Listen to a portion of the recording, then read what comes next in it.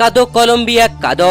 শেষ মুহূর্তে 112 মিনিটের মাথায় লাউতারো মার্তিনেজের গোল করে গ্যালারি দিয়ে দৌড়ে গিয়ে লিও মেসিকে জড়িয়ে ধরলেন লাউতারো মার্তিনেজ। দর্শক, টান উত্তেজনার হাড্ডাহাড্ডির এক রুদ্ধশ্বাস ফাইনাল দেখলো ফুটবল বিশ্ব, যেখানে কোপা আমেরিকার ফাইনালে কলম্বিয়ার মুখোমুখি হলো আর্জেন্টিনা। দুর্দান্ত জয় তুলে নিয়ে আর্জেন্টিনা টানা দ্বিতীয়বারের মতো চ্যাম্পিয়ন হলো।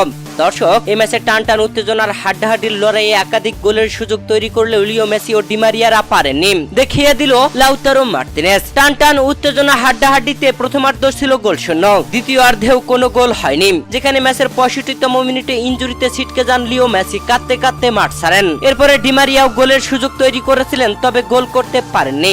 কলম্বিয়াও একের পর এক আক্রমণ করেছিল, তবে গোলের সামনে দেওয়াল হয়ে দাঁড়িয়ে থাকা এমিলিয়ানো মার্তিনেজকে ভেদ করতে পারেনি। একাধিক বল সেভ করেছেন এমিলিয়ানো মার্তিনেজ, বাজ পাখির মতো উড়ে গিয়ে বল ধরেছেন।